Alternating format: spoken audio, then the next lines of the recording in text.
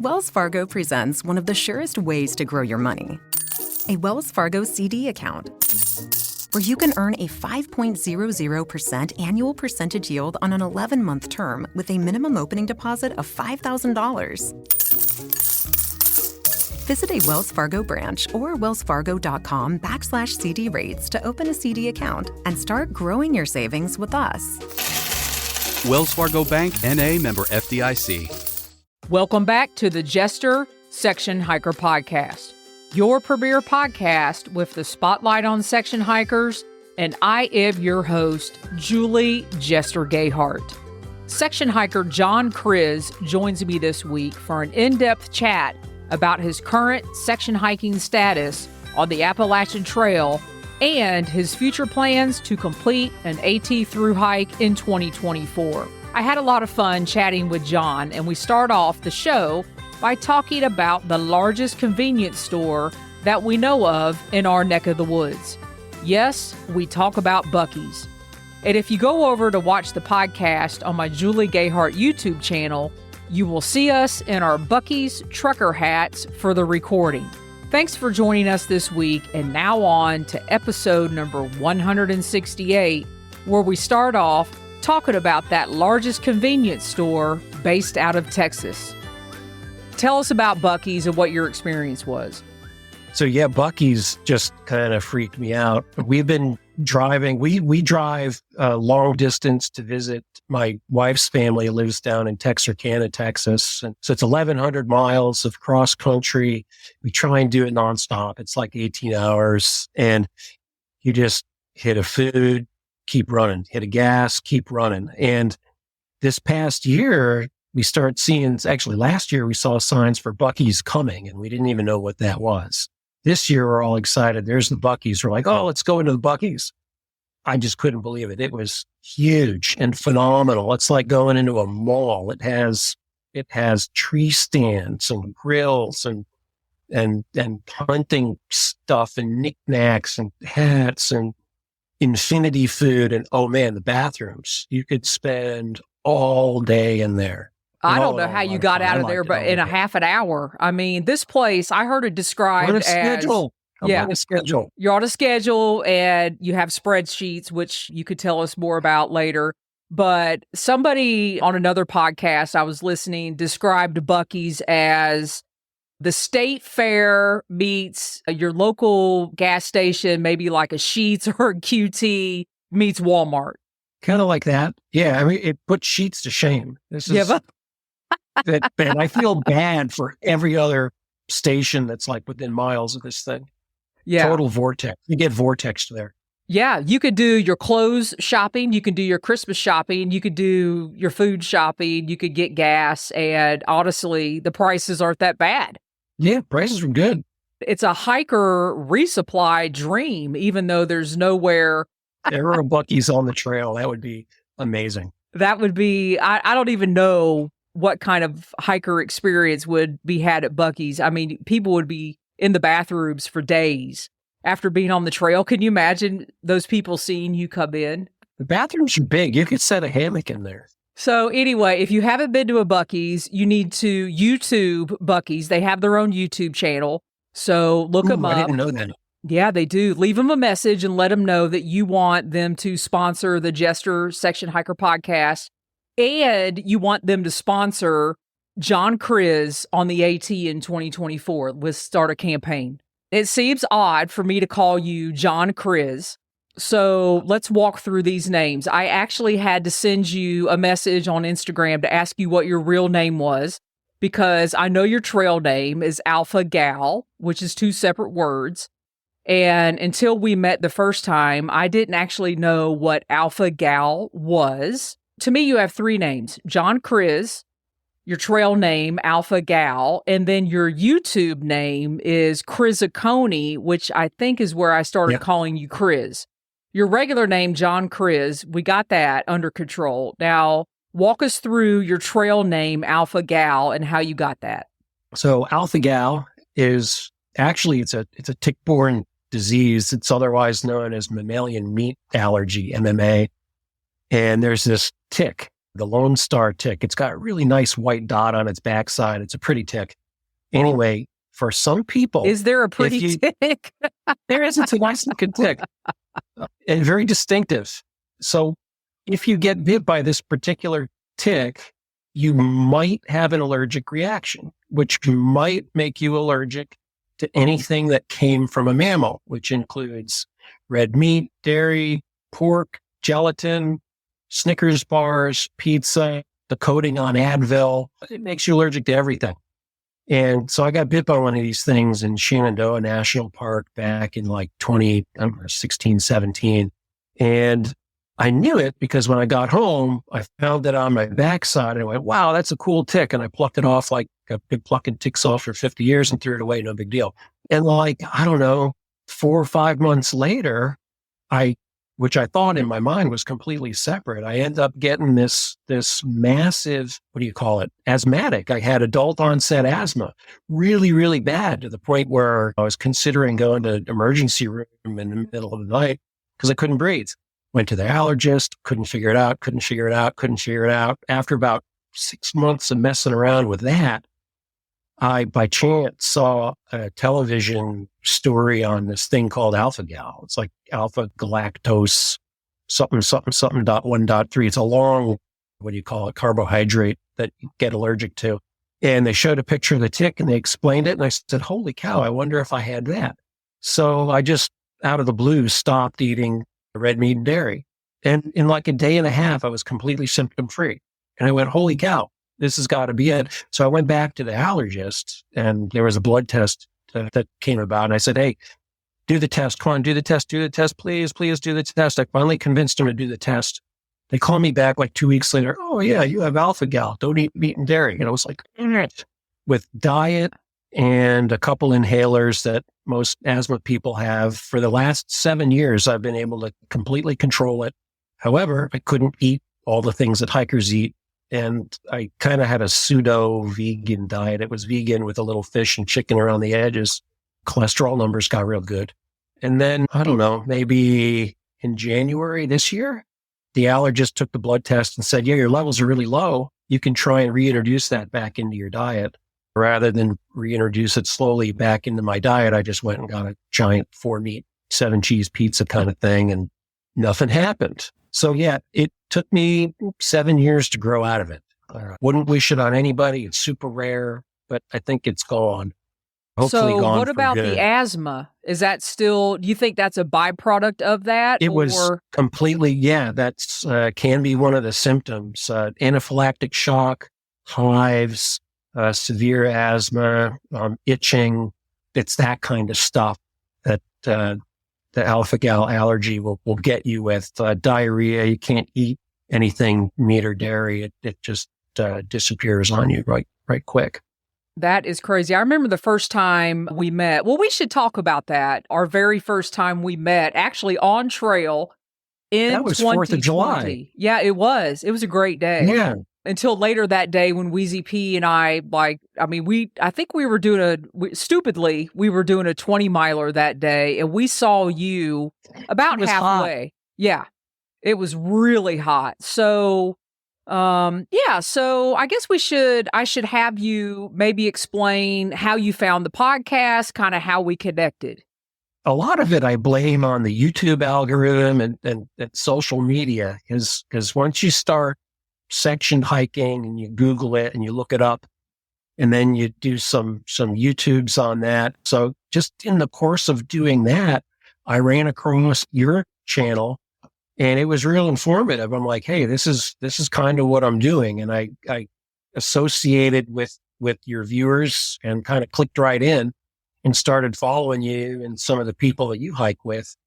And at that time I was working on the north end of Shenandoah National Park and filling in some blanks up there to get that all done. And you all were hiking in the same area. And I'm like, oh, okay, I'll shoot a short message. Maybe our paths will cross. I'll say hi. I like to do that. If somebody I'm following on YouTube or something, if they're kind of hiking where I'm hiking, I'll reach out and say, hey, I'll be in the area. Might see you, might not. If you do, I'll say hi. And yeah, we crossed paths there and had a great picnic lunch. And then I was on my way back. I think that was a Sunday. It must have been because I had to go back to work the next day, and you all kept on hiking south. Yeah, And I think, kept in touch ever since. Yeah, we have. And I think what Wheezy P, Maria Wishart, was there as well. And I think we were wishing that we would have turned around and went back down the hill, back to the van with you guys, with you. It was hot. It got really hot later that afternoon, but we did it. We survived. So we have a little section hiker community going on back in 2020 on Instagram, on YouTube, and it's a nice little crew, don't you think? Oh, it's awesome. Yeah, I've done a couple hikes with Wheezy P, short hike with you. I meet all kinds of really cool people on the trail this way. And have you met RVA or Carissa? Yep, both of them. We hiked, actually, they hiked. I knew better than to do it a second time. They went through all the rocks on, Three Ridges Wilderness and the Priest. And I was just working through coming back from something else. So I stayed the night at one of the shelters there with them, and they moved on. Awesome. I love the connection with the podcasters, the YouTubers, and everybody is still out there kind of doing their thing. And I think it's great. And we've got more section hikers joining. I think when I started the podcast, there were people out section hiking like yourself, but I think a lot of us were still just following through hikers and not really connecting. So I think it's awesome. More and more people are coming out like Wheezy P. Hey, I'm section hiking. This is what I do. No intentions of through hiking. Which is interesting because your story is going to take a twist, and we're going to talk about that here in a little bit. But it seems like these days I rarely talk about gear on the show, but I know that, I don't know, do you label yourself as a gearhead? I don't label myself as that, but I think anybody that knows me for any period of time will know that I fiddle with alcohol stoves, and I do super light stoves and super light forks and spoons and silly things like that. So yeah, I'm kind of a gearhead. I like gear. All right. All we kinds won't of gear, label though. you, but we will call you a gearhead. And one of the things that intrigued me right away when I started following you on Instagram, and even when we met, is your backpack, because it is very unique. I just call it your white backpack. I know it's way more than that. I think we can see it in your screen here. I don't know if you can point. You got to point the opposite. I can't point the opposite. No. Okay, I'm gonna change the screen here. There we go. I want to make it bigger. Talk to us about that white backpack. This is one of those things where as a kid, teenager, and Boy Scouts growing up, you go through the catalogs and you're like, oh yeah, I've got to have that pack. And it's always like a million times more expensive than your parents want to pay for it. You don't have enough money to do it. There's this cool high-end gear that's always in the back of your head. And then as I went through college and even after I graduated in the early 90s, Kelty made a series of backpacks called the White Cloud. And there was a White Cloud and a couple other models, and they were made out of Spectra. So it's basically kind of like Kevlar, except slightly different brand naming. The thing's indestructible, and because it's synthetic, not like nylon synthetic, it's like, what do you call it? It's not DCF because it's not a laminate. It's a fully woven material. It's super light, at least super light in its day. Those packs weigh about 2.5 pounds. The one I use regularly is a 3,400 cubic inch. It's like 50, 55, 56 liters. And the other one I have is a 6,500 that I use sometimes in the winter. That one's like 110 liters. You could like carry your house in the back of that thing. And they were weird, but I could find them on eBay. They were affordable. And I'm like, holy cow, my dream pack that I always wanted when I couldn't afford it is now suddenly, still kind of expensive. It's the price of a normal backpack still. But as an adult, I can actually get it. So I hunted on eBay. It seemed like for years before these things would pop up, and I would just scarf them up. So I got 3 of them now. I got a I got a 4500, a 6500, and the 3400. All the videos I've got, I'm almost always wearing the 3400. I was going to ask because 110 liter, unless you're like alpine hiking or winter alpine hiking, I mean, how often do you carry that thing? Never. I think that was the first one I bought because it was the first one I saw online. I'm like, ooh, I'm going to get it. And I got that one pretty cheap, and it had all its parts. Well, I know you know this answer. How much does that thing weigh? The 110 weighs what? I think it's 3 pounds. I think it might be less than 3 pounds. It's not that much. Interesting. So what's the 34 weigh? That weighs 2.2 pounds, I think. 2.2, 2.3, something like that. So pretty much you carry the 34 whether you're day hiking, slack packing, or overnighting. Yeah. Yep. It's just a big plastic bag. I throw everything in it, and it all goes down to the bottom. And I kind of know the order I put everything in. They all have brains, so I'm kind of addicted to having a brain. And that, when I started thinking about trying to get lighter in my pack, kind of preparing to get slightly different gear, maybe for through hike, I'm like, well, if I change my pack, I might be able to save a pound. And, it's not like coming from some of the 6 pound packs and you go to a 2.5 pound pack where you're saving 3-4 pounds. I'm looking at only saving a pound, and I'm like, it's not worth it. It's not worth it. Did they have a frame? The 3400 has a titanium frame. It's a single spar in the middle, held in with Velcro. It's kind of like the Hyperlight mountain gear, the support they have in theirs. This one's just a single. The bigger packs have a pair of bendy aluminum channels in there and like a plastic frame sheet they Velcro into. So yeah, it's got a full interior frame that goes down to the waist belt, full on waist belt. You could put a Volkswagen in the back and it's still comfortable. It'll carry a lot of weight. Well, recently on Instagram, you confused me. I actually think I saw a picture, a black backpack on you, and I was like, something's gone awry here. I don't see the white backpack. I thought it was a Durston Kakwa, but it wasn't. So what pack did you recently purchase? At Trail Days this year, Z-Packs tricked me into getting an Arcall 60. And I'm forbidden from getting any more packs now. That's the last one I'm allowed to have.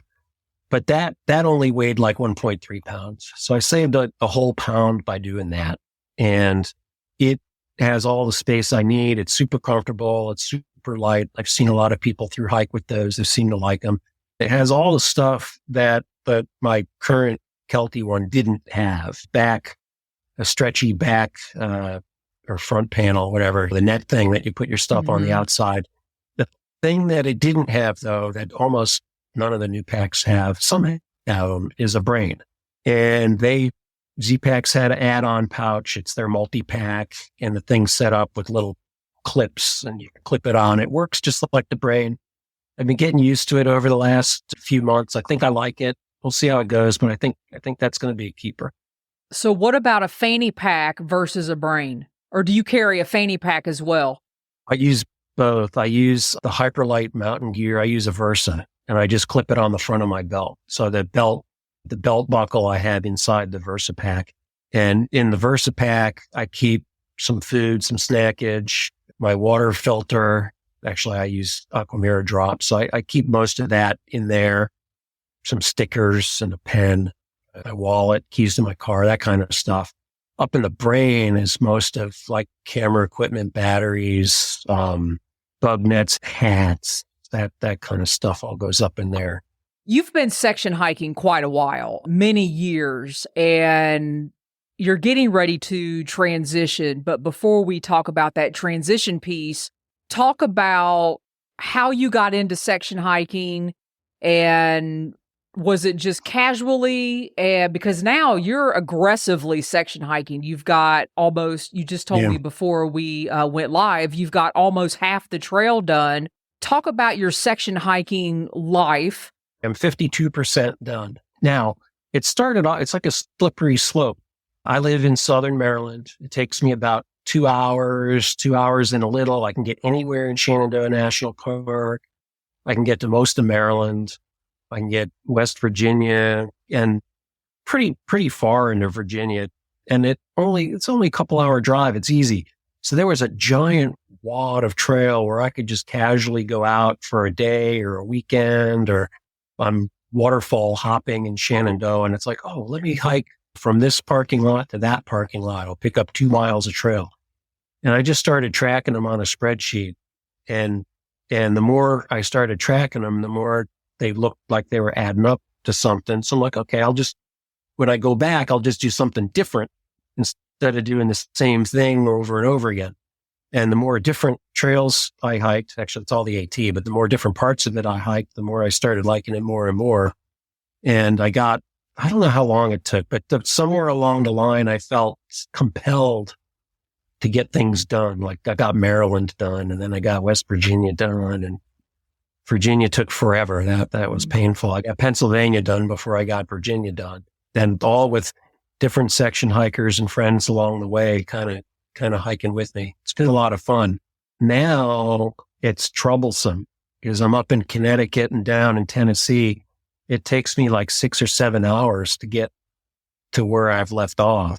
And where it used to be worth it to go for a day and get a few miles. Now I do it. I still do it, but sometimes it's just not worth driving 7 hours to hike 5 miles and then drive 7 hours back.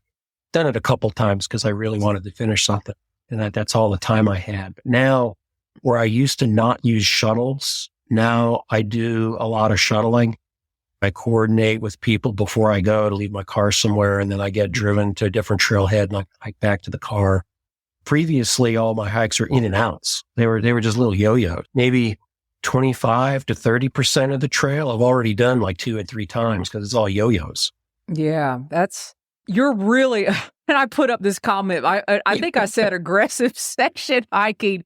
And when I was aggressively section hiking, our stories sound very familiar. I always broke my hike down into a third, a third, and a third. So the first third, I was like, oh, I love it. I just want to be on the trail. And then the second third was, oh, I think I'm doing something here. These miles are starting to add up. And I will admit it publicly. I had a spreadsheet. I had multiple spreadsheets. Yeah, because when you're section hiking, you have to keep up with it. And then I started and I got really bad.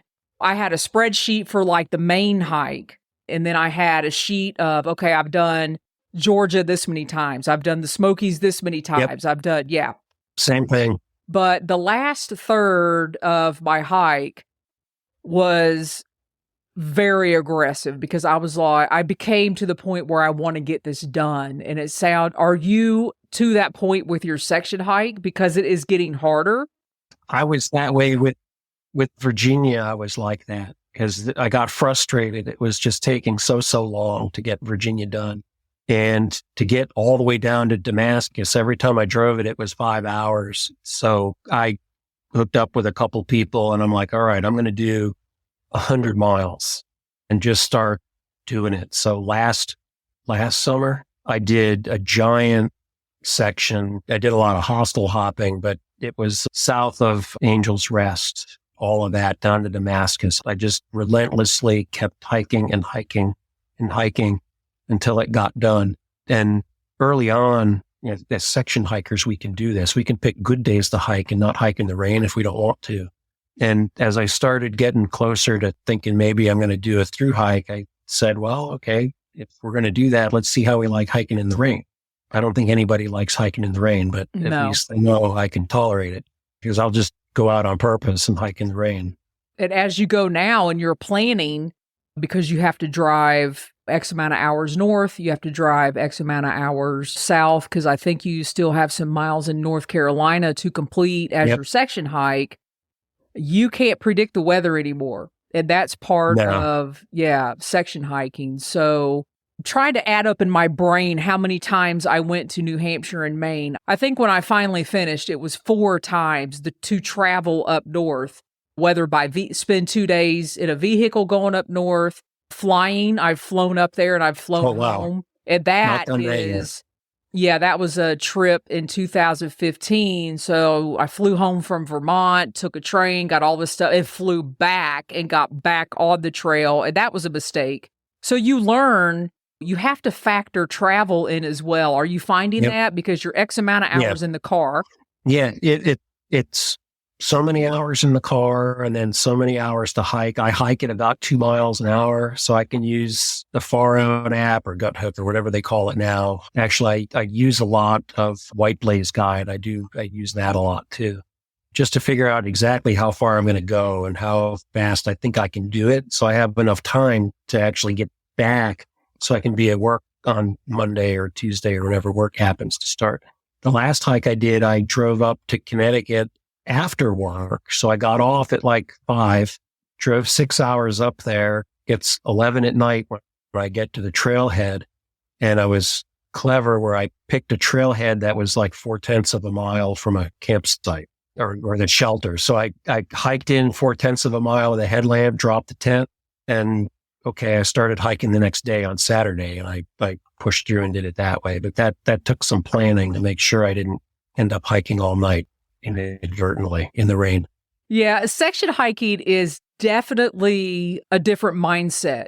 So you've got the travel, the commitment, being strategic, where you're going to go. And now, because you're spreading out, you've got those northern states, you've only got that certain amount of time frame to hike in those states. But I'm interested to hear your plan going forward, because you've been out section hiking. We know you got your spreadsheets. We know that you've got 52% of the trail done. Bravo. Congratulations. That is no small feat. But now in 2024, I think the plan is you want to through hike the trail. Walk us through that process. Was that your intention in the beginning? Did you always want to through hike? Did section hiking lead you to want to through hike? Where are you? The section hiking, I think, led to the desire to do the through hike. And I think it's more the physical challenge. It would be a cool accomplishment if I can pull it off. And there's something different about the community of through hikers that's interesting. I find appealing. And as a section hiker, I gel well with them, but you got to leave. If it's a week hike, you say goodbye to the family after a week. And I wanted a different kind of fulfillment out of the hike, I think, that was more social in nature than what I have right now. And next year, late in the year, towards November, I have an opportunity where I think I'm going to be able to retire from the job I'm in. So I'll have the schedule that I don't have now, where I'll be able to actually put the time in to try and complete a through hike, or at least attempt to through hike. In September, what I'll probably do is use some of my vacation time at work before Katahdin closes. My wife and I will go up to Katahdin, up to Baxter State Park, probably book a campsite. And we'll book early in the season as soon as they open, book like three days up there or something. We'll drive up, we'll make a vacation out of it, do all the section hiker logistics and the planning and all that, and get our butts up there, enjoy the park, summit Katahdin, and then work south along the trails that the AT takes and get to wherever it is just outside the park, where I can bail out, get a car, and then we'll leave from that vacation or go back in the park if we have more time and then be done. So that after I retire, sometime probably in November, like the 1st, we'll drive back up there and I'll just get dropped off at the gate before you get into Baxter, wherever the easiest road is to drop in there. And I'm just going to start hiking south. My through hike officially on paper, it'll start 2024, middle of September, I'll make up a number, 18th. I had a number, I forgot what it was. And then I'm kind of on the clock. So November, I'll start walking 100-mile wilderness, and I'm just going to keep going until the weather stops me. I'm not going to pull Aquaman, Scott Benefor, going with me. People have watched him on YouTube. He did an epic winter southbound hike, like full on snow and everything. Not planning on doing that. I'm going to, as soon as it gets a little gnarly, I'm going to bail out, spend the winter at home, kind of getting ready. And then in February, I'll restart, except when I restart, I'll go back down south, all the way south, down to Georgia, and start down there, kind of with the normal northbound crowd. Probably late February, do that, and then work north. So then what I've done is as a section hiker, I've gotten a lot of Maine out of the way. As a through hiker, I've gotten a high risk area out of the way if I get like broken or something. And as I'm through hiking, I don't know. I mean, it's a way I'm looking at reducing risk of completing in a year. If I start in the winter, I can get that stuff done and then not worry a whole lot about it. I do intend, though, we were joking about this before the show started. When I get back up to Maine border, I do intend to keep hiking north, though, and do a traditional northbound summit at Katahdin. So I'll have Maine now done twice on my spreadsheet. So ideally, if this all plays out right, eventually I'll have a section hike completed over 9 years. I'll have completed the whole trail, section hiking, and a through hike on top of that. So that's the goal. We'll see if it pans out. I think it's awesome. And one of the things that I think, well, I'm going to ask you this because this is something that I craved when I was out there as a section hiker. I always just wanted to keep going. And it was so frustrating. As soon as you got to groove, you had to get off trail. You had to get back in regular life mindset. And I always wanted to, well, I still wonder, because the most I ever spent on trail was the summer of 2015, which was 60 days. So that's the longest consecutively that I've been on trail. I guess I should say that was 59 nights out on trail. I think 9 days is my maximum. And that was 59 nights and 1 0 day. That's what that was. Oh, nice. Yeah, insane. Children, I do not recommend. But I always, even those 60 days, I was like, I just want to keep going. I'm starting to feel good. I'm starting to get in a rhythm. And I don't even have to think about where my things go. I don't have to think about where things are in my tent. I can reach over in the dark. I automatically know where things are. You just get in that zone, and it always got cut off. I just want to keep going. Yeah, it's very frustrating. That's one of the things. There are, I don't know if I want to call them downsides. There are some frustrating things as a section hiker, but life gets in the way, and you can section hike long distance trails and still keep your job, still keep a family, and keep all your regular things going. But to me, and every through hiker has always said this, I cannot imagine section hiking the trail. I don't know how you all do it. And I'm like, I'm not sure. We're maybe a little crazy. I don't know. It's just, I think so. As a section hiker, I've gone back because I use this. This is an old school. It's just a eTrex 20. So I keep all the data points of my hike and I load them up in the Garmin app, Basecamp, and I have all my track data from when I've hiked. Every now and then, I'll do a road crossing on one trip, and I'll go to the same road crossing on the next trip, and I'll forget to walk across the road. And I'll have a 50-foot gap in my trail on my GPS snail trail, and I'm like, oh, that just eats at me. I can't stand it. I go back. I haven't gone back special for that, but next time I transit up that way, I make sure I stop and turn the GPS on, collect those data points, and then keep rolling. We're psycho. 6 months or so ago, maybe been 8 months, sometime in the last year, I woke up in a panic and could not remember, and I know I've done it twice, walking through Hanover, New Hampshire at the border there. I could not remember walking through the town, right when you go from Vermont into New Hampshire, the beautiful bridge there. And I've done it twice where you walk over to the other side of the co-op. Like I could detail everything, but I woke up in a panic and I was like, I'm going to have to go back tomorrow. That is insane. You know what, though? You've taken it to a whole new level with your Garmin and all the points. That's been interesting. I use that. I also, campsites that I like, I tag them. Water sources that are not in Far Out app, I tag those.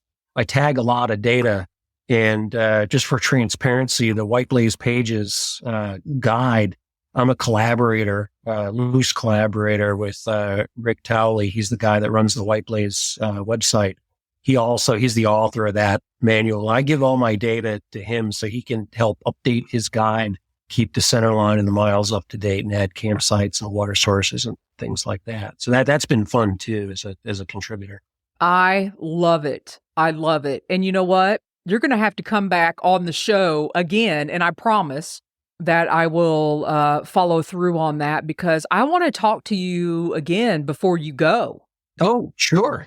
Talk to you right before you start, and maybe when the weather, you can no longer hike because you don't want to be Aquaman. And by the way, if you all have not gone on Aquaman's YouTube channel and watched his southbound through hike in the snow, Maine, when he went through Maine and New Hampshire, that was ridiculous. I don't know how he did it. He had youth on his side, I think, and determination and grit for sure. And he was laughing and smiling the whole way. I know. Insane.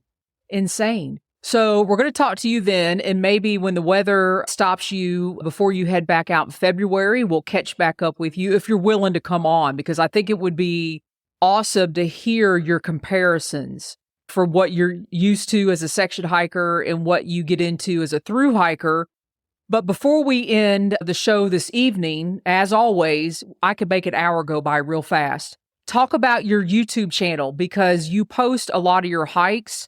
It's Kriz on YouTube. You guys go over, follow Kriz. Are you going to vlog? What's the deal with your YouTube channel? Are you going to put stuff out there?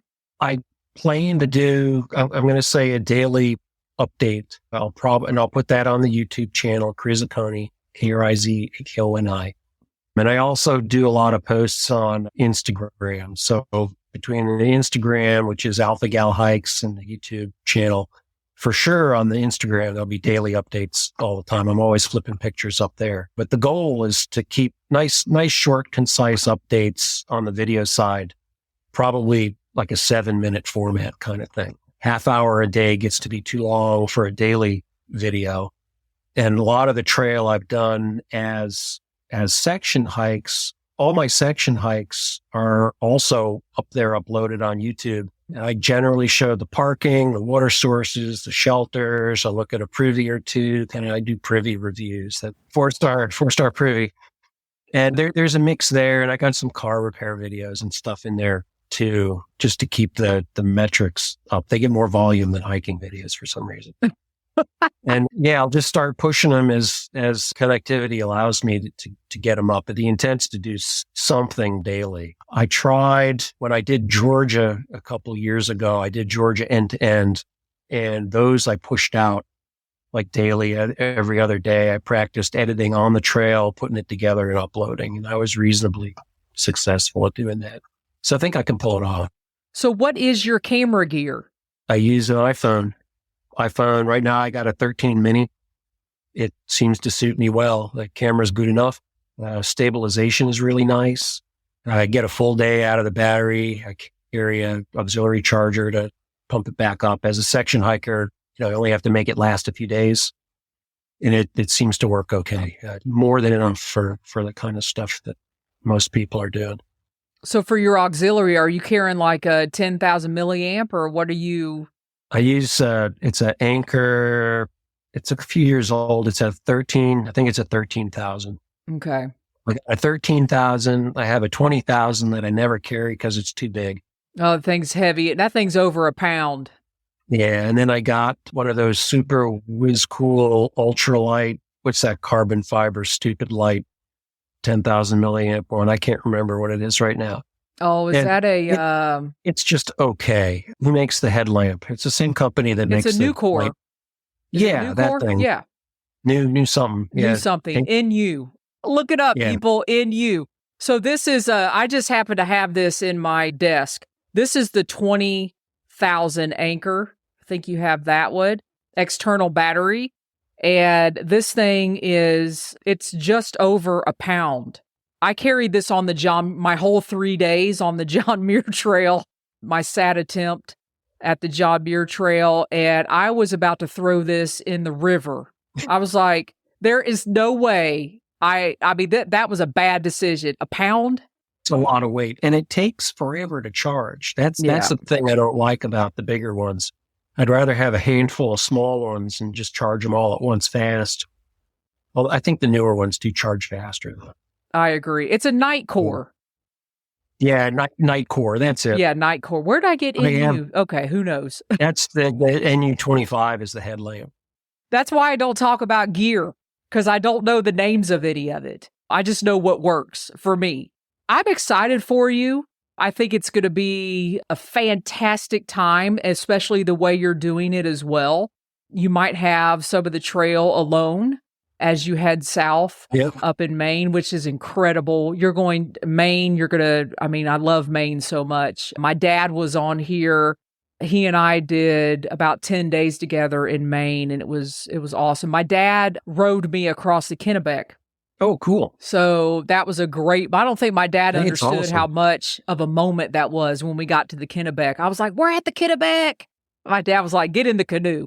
So you're going to have a fantastic time. I'm glad we finally got you on the show. This was fun. I'm glad I'm here. Please come back on, and I can make an hour go by real quick. Let's go by fast. Hang on. Don't go anywhere. I'm going to flip the screen here and end the show. Once again, you guys, John Kriz, a.k.a. Alpha Gal, on YouTube. He is Krizaconi. If you check the description of this YouTube, of this live, all of his information is in the description. Go over, follow him on Instagram. Go over, check out his YouTubes.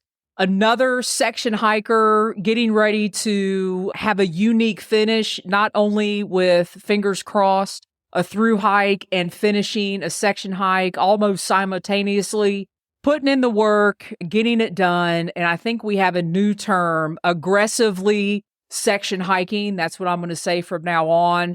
So as always, everybody, really appreciate you joining the live recording. This was episode number 168 of the Jester Section Hiker podcast. Thanks for listening. Be safe out there. And until next time, happy section hiking.